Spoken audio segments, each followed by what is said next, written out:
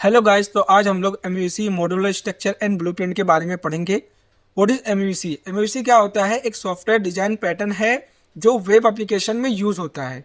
ये क्या करता है? हमारे एप्लीकेशन का जो लॉजिक है उसको 3 कंपोनेंट में डिवाइड कर देता है, मॉडल, व्यू और कंट्रोलर में।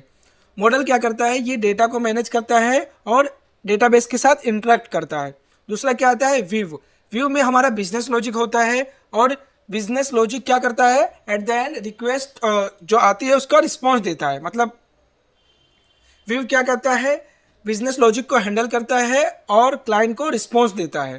थर्ड क्या है? कंट्रोलर। कंट्रोलर क्या करता है? जो भी रिक्वेस्ट आती है उसको रिसीव करता है और उस रिक्वेस्ट के करस्पॉन्डिंग जो भी लॉजिक, बिजनेस लॉजिक है उस पर क्या करता है? वो ट्रांसफर करता है। ठीक है, एमयूसी के फ्लो को समझते हैं हम लोग। कंसिडर करो एक यूजर है। यूजर जब रिक्वेस्ट करता है हमारे सर्वर को, तो सबसे पहले वो रिक्वेस्ट कहाँ जाती है? कंट्रोलर पे जाती है। अब कंट्रोलर क्या करता है? वो देखता है कि ये जो रिक्वेस्ट आई है उसका बिजनेस लॉजिक व्यू में कहाँ है और फिर वो कंट्रोलर वहाँ ट्रांसफर कर देता है। अब अगर व्यू को डेटाबेस से इंटरेक्ट करना होता है तो वो मॉडल के थ्रू इंटरेक्ट करता है और जो भी रिस्पॉन्स होता है वो क्या करता है? क्लाइंट को सेंड कर देता है। ठीक है, अब एमयूसी यूज करने के बेनिफिट क्या आते हैं? Separation of concern. मतलब एमयूसी आर्किटेक्चर में क्या होता है? मॉडल, व्यू और कंट्रोलर अलग हो जाते हैं। इससे कोड क्लीन और मेंटेनेबल होता है।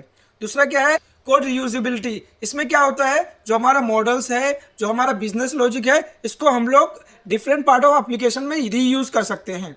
इजियर डिबगिंग और मेंटेनेंस। जब हमारा कोड सब अलग अलग रहेगा तो उसको डिबग करना और मेंटेन करना भी इजी हो जाता है। कंसिडर करो कि डेटाबेस रिलेटेड कोई इशू आ रहा है तो हम लोग कहाँ चेंजेस करेंगे? अपने मॉडल में चेंजेस करेंगे without affecting the other part of application. मतलब और मेंटेनेंस करना भी इजी होता है। अगर हम लोग कोई चेंजेस कर रहे हैं तो किसी एक पार्ट ऑफ फाइल पे चेंजेस करेंगे, ना कि पूरे एप्लीकेशन में। ठीक है, बेटर कोड ऑर्गेनाइजेशन।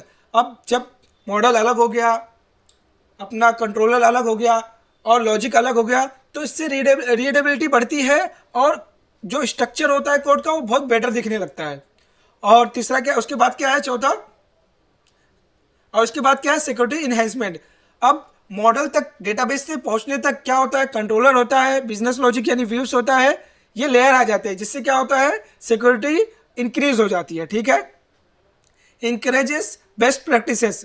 ये क्या करता है? म्यूसी मॉड्यूलर स्ट्रक्चर को प्रमोट करता है, जिससे क्या होता है? एप्लीकेशन रोबस्ट और स्केलेबल हो जाता है। स्केलेबिलिटी। जब मॉड्यूलर स्ट्रक्चर बन जाता है, जो कोड की स्केलेबिलिटी है वो भी बढ़ जाती है और टीम वर्क में काम करना भी बहुत ईजी हो जाता है। अब मॉड्यूलर स्ट्रक्चर क्या होता है? Modular structure means dividing an application into smaller independent modules. मतलब किसी भी एप्लीकेशन को इस छोटे छोटे मॉड्यूल्स में डिवाइड करने को क्या बोलते हैं? मॉड्यूलर स्ट्रक्चर बोलते हैं। ठीक है, और हर मॉड्यूल, जो मॉड्यूल डिवाइड होता है उसका अलग एमयूसी स्ट्रक्चर होता है। ठीक है, और इससे क्या होता है? मॉड्यूलर स्ट्रक्चर यूज करने का फायदे क्या है? ये एप्लीकेशन को स्केलेबल बनाता है, मेंटेनेबल बनाता है और यूजेबल बनाता है। एग्जाम्पल के लिए समझते हैं, हम अगर समझ लो ई कॉमर्स वेबसाइट बनाने जा रहे हैं तो उसको कैसे मॉड्यूलर स्ट्रक्चर में डिवाइड करेंगे? तो एक मॉड्यूल बनाएंगे ऑथ के लिए, एक मॉड्यूल बनाएंगे प्रोडक्ट के लिए और एक मॉड्यूल बनाएंगे ऑर्डर के लिए।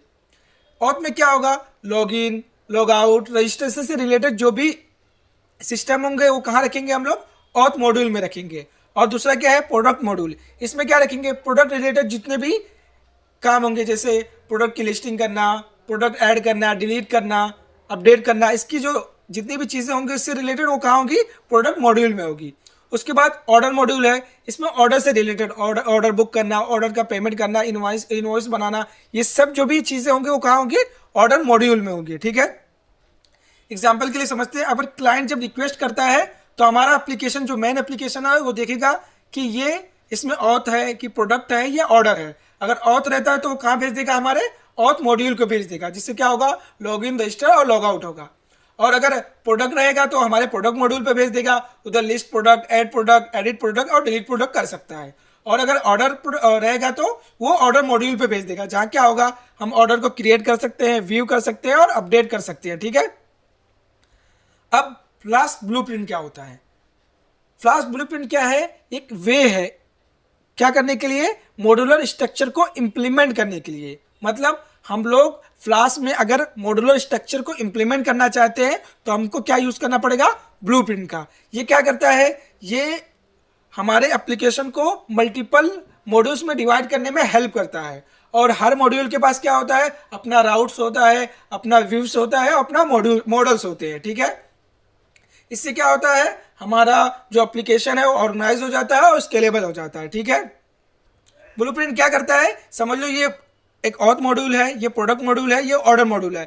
इसको हमारे एप्लीकेशन, अगर फ्लास्क का ये एप्लीकेशन है तो ये अगर कनेक्ट करना है तो किसके थ्रू कनेक्ट होगा, ब्लूप्रिंट के थ्रू कनेक्ट होगा, ठीक है। हम लोग ब्लूप्रिंट का यूज करके इसको क्या कर सकते हैं, कनेक्ट कर सकते हैं, ठीक है। इसको कनेक्ट करने के लिए ब्लूप्रिंट यूज करना पड़ेगा, इसको कनेक्ट करने के लिए ब्लूप्रिंट यूज करना पड़ेगा, और इसको कनेक्ट करने के लिए ब्लूप्रिंट यूज करना पड़ेगा, ठीक है।